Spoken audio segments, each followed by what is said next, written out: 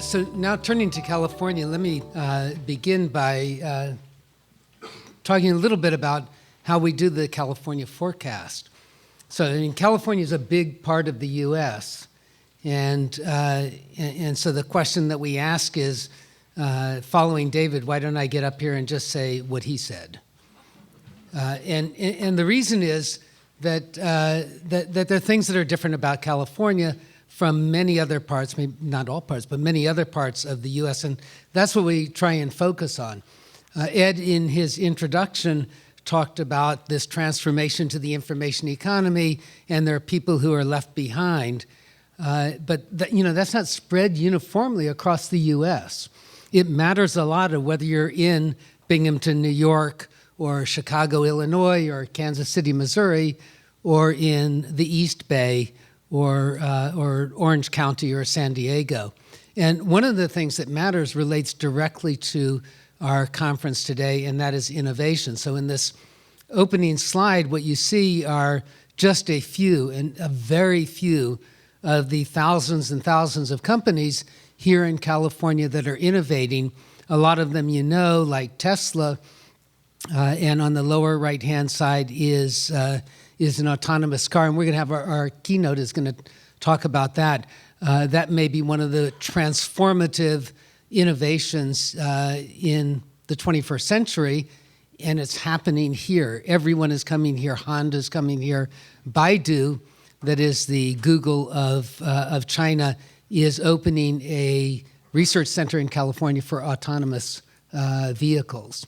So, and then you see a couple of others there that you might not know. On the upper left-hand side is the Hummingbird, a drone being developed in El Monte by AeroVironment that might completely revolutionize drones.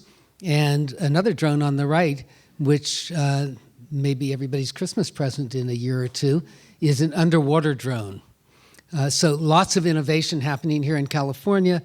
And because things aren't, so there's a spoiler alert, things are better in California than on average in the US, and you can see that in the employment numbers. What you see in this chart, and this is those of you who've been here with us many times before, I've shown this chart quite a bit. The top line here comes from what's called the household survey. It counts the number of people who are employed, including those who are self-employed, 1099s and farm workers. And that's where we get our unemployment numbers from. The bottom line is payroll employment. It's the number of jobs. Both of them kind of track together. Both are at record levels. If you look at the top line, more than 18 million Californians are employed now, 5.6% above our previous peak. So we're at record employment levels here in California. And the trend is a pretty solid trend there. Looking at where those jobs are in terms of sectors, it is widespread, but it's a little bit uneven. On the right-hand side, what you see are non-durable goods manufacturing. That's really been shrinking in California for a long time and has never recovered from the Great Recession. In fact, it's continued to shrink all through the expansion. And then the far right in the red is the oil drilling that David talked about. That's in Kern County. But if you look on the left-hand side, where the largest number of jobs, so this is not the rate of growth of jobs in these sectors, but the number of jobs, you get healthcare, and then you get leisure and hospitality, and then construction as the top three. And I want to focus on those and look at what's happening there, and can we kind of learn something about, will those continue to be driving growth? And also on transportation and warehousing that supports our inland economies here in California, and the two sectors, information and professional, scientific and technical services. That's where at least a lot of the innovation is occurring. So let's turn first to healthcare. The diagram or the graph that you see on the right is one that's often pulled out to show that, well, the aging population, we're going to have just this explosion in healthcare costs. And that's true, that people who are older consume a lot more in terms of healthcare. What does it mean for the near term for our forecast in California? Well, on the left-hand side is the distribution of population in California. These are the boomers. These are the ones that we're talking about. And if you just kind of look at this diagram, yes, it's going to be a lot of people, but they only move to the right in that diagram 1 year at a time. So that's kind of a very slow movement into this higher healthcare expenditure. It means that we're not going to have healthcare spending going down. It is going to be going up, but it's not going to be kind of this explosion, but still solid growth we expect there. Tourism as well. So leisure and hospitality consists of tourism and then things like dining out. Well, the growth of jobs that you saw, that supports increased consumption by Californians of leisure and hospitality. But tourism is really the volatile part of this. And if we think about tourism, tourists coming to California, one thing that's kind of new in this last year is foreign destinations are less attractive. And you see that in the bookings of tours and cruises to Europe. And if you're not going to Europe on your vacation, where are you going? Well, it could be the Caribbean, it could be Florida, it could be Hawaii, but also it could be California. And we expect to get a share of that domestic tourism business, and so that should be increasing. But the same is true with foreigners. And in spite of the strong dollar, Europe is not as attractive a destination. I just got back from China about 2 weeks ago, and there they don't think of Belgium as a country. They think of Europe as a country. There's sort of things on a Chinese scale, right? And what they see is a Europe that's very unsettled. And so Chinese tourism is really moving away from Europe. So where are they going to go? Well, California is one of the preferred destinations. So we're expecting good growth in leisure and hospitality. You can see part of that in the international arrivals at LAX, which is the top line here, and SFO, which is at the bottom. They're record levels. Now, international arrivals is not necessarily foreign tourists. When I came back with my class from China, all of us were in there at LAX. We're in those numbers, and we're not coming to the U.S. as tourists. They're hopefully coming here to study and complete their MBAs. But the international tourists are in there and are driving those numbers up. So leisure and hospitality, we think, has legs. What about construction? Home price appreciation continues in California. And if you just use your eyes moving from left to right, and you kind of sort of chop off that speculative bubble, we're right on trend, really, for home price appreciation. That should give us increased residential construction. And indeed, in the permits numbers that you see here, we've got that. We've got a nice trend going on, increased residential construction. But is it overbuilt? Well, we're at about the levels we were in the 90s. And those were certainly not housing markets that anyone thought were overbuilt. So what we've got is some room to grow in terms of housing. Of course, there's a lot of discussion about California housing being expensive, and we need more housing, and a lot of pressure to build more housing. So we think that residential construction is going to continue to grow as it is in the U.S. at large. What about non-residential construction? Well, along with the law firm of Allen Matkins, we do a survey, and that survey is a forward-looking survey of developers, which basically asks, where do you see things going in 3 years?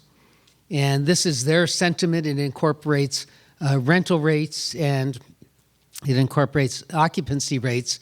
And 50 is the dividing line between optimism and pessimism. And what you see there, we do this in 7 different markets in California. On the far left-hand side is Los Angeles, and let me just focus on that for a minute.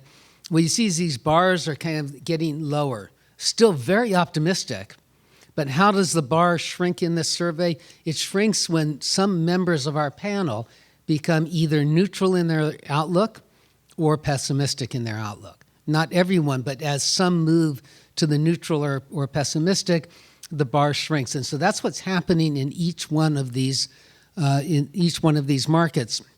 If you look all the way over on the right, San Francisco, you might say, well, but San Francisco is such a hot market. The reason why they're kind of moving sort of towards that neutral of 50 is because San Francisco is now very expensive. Land is expensive, lots of building restrictions, and they're seeing the demand for the product moving more to the less expensive markets where there are higher rates of return. At any rate, if you look across this, what we've got is continued optimism over the next 3 years, and this is the sort of optimism that goes into building plans that gives you additional non-residential construction. So in construction, residential and non-residential look pretty good. And in the logistics industry, we've got the bottom line, the red line. This is containers through California's major ports. And on the red line on the bottom, that's exports. So it grew coming out of the Great Recession. That's that dip there. And then kind of flattens out. And then of late, because of the problems in Europe and the problems in Asia, it drops and has been kind of flat and going nowhere. But imports, which is the top line, has a pretty good trend in it, and that really has been supporting an expansion in the logistics industry. There's a big drop and a big spike up. That's the labor dispute at the port. So if you kind of trend right through that, you see a nice trend in imports through our ports, leading to increased construction of warehouses, increased hiring of warehouse workers, increased hiring of transportation workers. The gains that we're seeing in California, they're not just all in the Bay Area and San Francisco and Silicon Valley, which are the two on the left. This is regional job gain, is the percentage gain over the last 12 months. But they're much more widespread. They're the Mid-Coast, they're the Inland Empire, Sacramento and the Delta, Orange County, San Diego and Ventura County, Los Angeles. In fact, all of these regions in California are to the left of that rust brown block there that says the U.S., with the exception of the great state of Jefferson. And they're doing just about as well as the U.S., and in September, we have an election. That's not going to be part of our September conference in discussing the election, but that should change what's happening in the great state of Jefferson. California nationwide, it continues to be one of the top 10 performers in terms of the rate of job growth. It's been number 1, number 4. It's kind of moves around. But what you see up here are Oregon, Tennessee, Washington, Florida, Arizona, and then California in blue and gold. California has been one of the states that has really kind of outperformed the U.S. And it used to be that we would see Texas in this. Texas, because of the implosion in the oil industry, is still positive, but is no longer one of the top performers. That growth in jobs means that we're getting closer to full employment. And one way to measure full employment is with the employment to population ratio. And the way that I like to do this is shown in this graph here. This is the employment to population ratio of California's working age population, 18 to 64. And you see there's a downward trend, which started in 1999, kind of a secular downward trend. Were that to continue, we would be above that. But we don't know, we don't fully understand that downward trend, and we don't know that it has continued. So what I'm benchmarking against here is the 2007 peak. And we're below that 2007 peak, but we're moving up towards it. We are about a year away from that. So last year, about 6 months ago, we thought we would be there in the fourth quarter of this year. It looks like, because the U.S. economy is growing slower, that's not going to happen until the first quarter of next year. But we're getting closer and closer to that point where the employment to population ratio is the same as it was in 2007. And we have a fairly solid trend going on there. And what that means is that, let me go back to that. What that means is that when we get close to full employment, the way in which California can grow is either through innovation and technology, increasing productivity that Ed talked about earlier, in the program, or through increases in population. But as we've discussed before, high cost of housing is going to limit the increases in population. And that means that we're going to have slower growth in California. That's not necessarily a bad thing. If you get faster growth when you have lots of unemployment and slower growth when you have full employment, you'd rather have the slower growth. And that's what we're going to have, and that informs our forecast as we go out 2017 and 2018.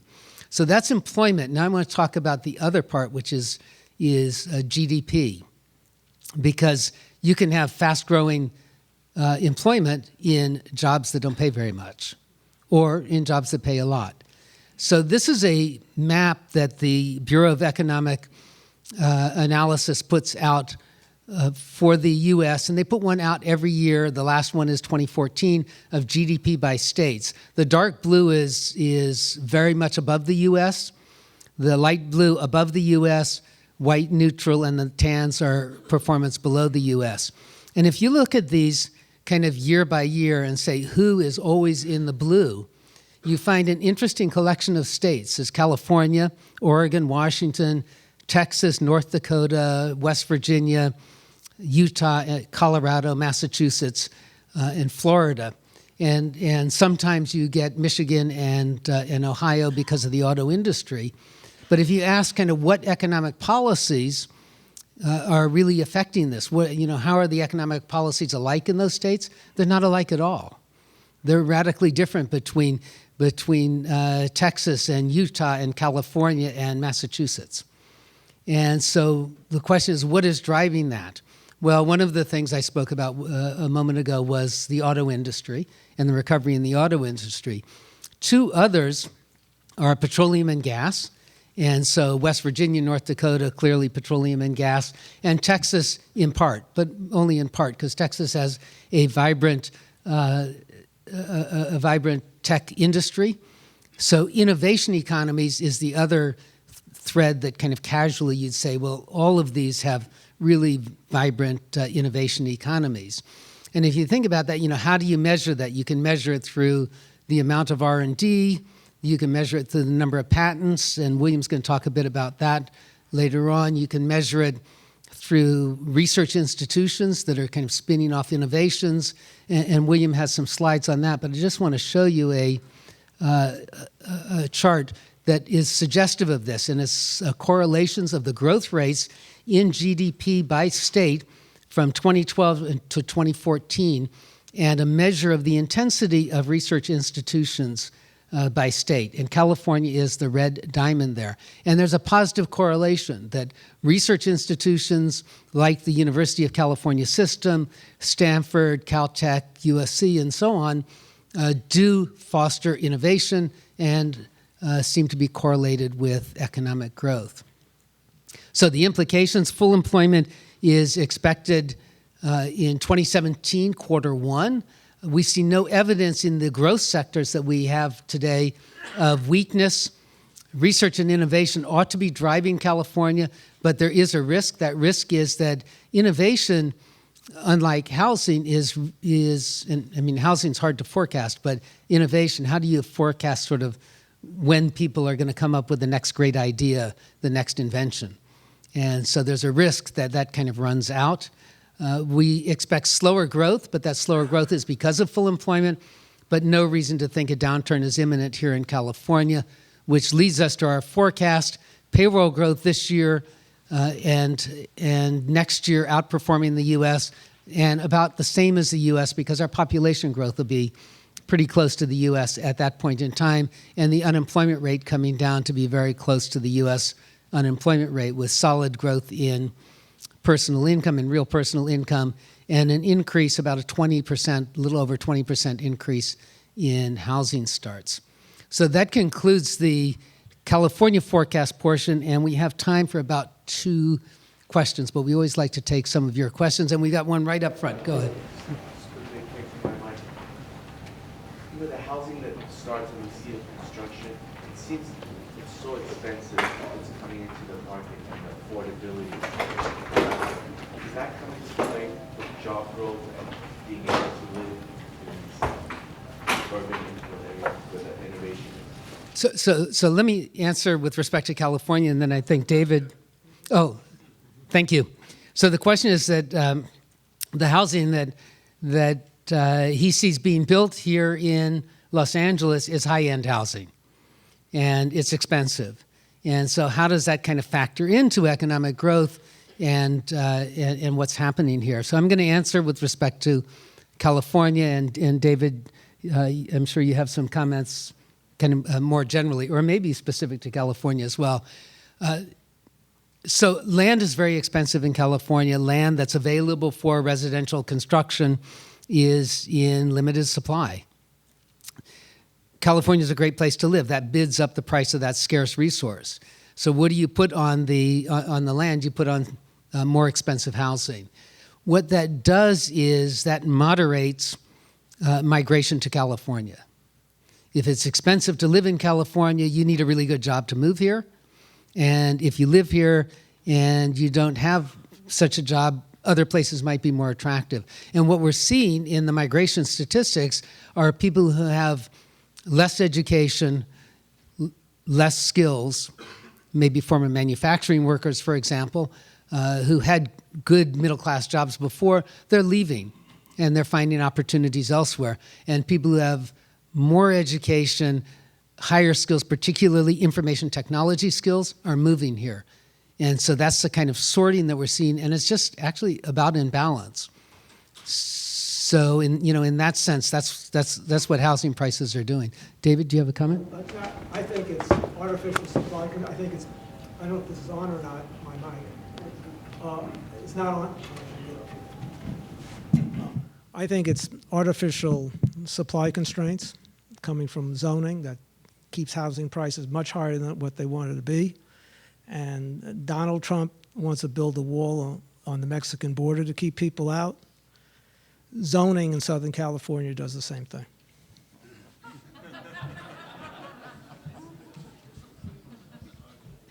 As you might imagine, David and I have had many lively debates on this topic. So one more question before we break. Yes. Apartment construction in Southern California especially, but throughout the country, is rampant, and yet we've seen an increase in vacancies for the last 2 or 3 quarters. Can you tell us what's going on in that arena, number one? Number two, the rents here in Southern California for apartments are outrageous. Downtown rents, $3 and $4 a foot. West Side rents, $5 and $6 a foot. What's happening and how are people affording that? And then what are we going to do about affordable housing? Okay, that was more than one question, but so let me repeat it. The vacancy rates seem to be going up in the last couple of months, even though we're building a lot more apartments. That's question one. Question two is housing or rents are quote outrageous, and I think outrageous is maybe in the eye of the beholder, but rents are outrageous, and what are we going to do about affordable housing? So let me ask David to come back to the mic. Well, first of all, I think as you said, the market, I think my mic's on? Yeah. The market is basically building for the high end, and the market's not building for the low end. So the reason why vacancy rates are rising, only up a little bit, vacancy rates are still extraordinarily low. So you say, when you go from 2% or 3% up to 3.25%, it doesn't matter. It's still very low. It's not 7% and what have you, but the market is building for the high end of the market because given land prices, zoning, and what have you, that's what they're building. And they're running out of buyers because the thing is there's only so many people who could afford $3,000 or $4,000 a month for an apartment around. So your supply is meeting demand at the high end, and at the low end there's huge demand, and that demand is solving not in a zoning sense of like units per acre, it's people per unit. So families are doubling up all over the place, and that's what you're seeing. But they're doing more of it. They're just doing it. You're just seeing more of it, and that because I had a discussion with somebody is how do minimum wage workers live in Silicon Valley. I mean, what have you, given the prices in Silicon Valley. So the question is, do they commute 80 miles a day for a $10 an hour job from Tracy? Probably not. 15. Well, it's not 15, in 2022 it's 15. It's not 15 today, it's $10 today. So do they commute 80 miles a day? Probably not. So either they're living with family or other people, or you have 3 or 4 families in a unit. And that's sort of the pressure on the system. And the zoning isn't going to allow to really increase multifamily by a lot because everybody is against sprawl. Everybody says they're against sprawl, but they're against density in their own neighborhood, so it doesn't solve. And that's true in New York, it's true on the East Coast, it's true on the West Coast, and it's going to take, ultimately it solves by people moving into the middle of the country. That's the ultimate solution to this. So, and let me give you an answer on the affordable housing. And I think David gave part of that.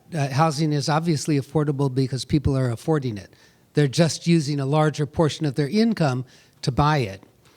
And in terms of affordable housing policy, we're not going to have affordable housing because we're not going to build enough housing in California to drive the price down in that sense. There are a couple of things that we could do, and I wrote a paper on it in the last forecast conference, which I'll give you the reference to. But there are a couple of things that we can do. One is that affordable housing policy should be targeted. It should be targeted to those who we think ought to be in particular communities, and that may be socioeconomic diversity, it may be having our teachers live close to school, maybe kind of whatever. But it needs to be targeted because you're not going to have affordable housing for everyone. The second is, and I think David really kind of alluded to this, is if you work in Silicon Valley, you're not going to live in Silicon Valley in a single-family detached house. But you might live in Fresno or Visalia if you could only get to Silicon Valley rapidly. And so that, to me, is the best argument for the high-speed rail, better than it's going to make money. Rather, it's an affordable housing policy that connects lower housing cost communities with high housing cost communities where the jobs might be. And with that, I think it's time for a break. So if we can kind of keep it to 10 minutes, and we've got a great second half of the program with our keynote and our panel on innovation and the Los Angeles economy.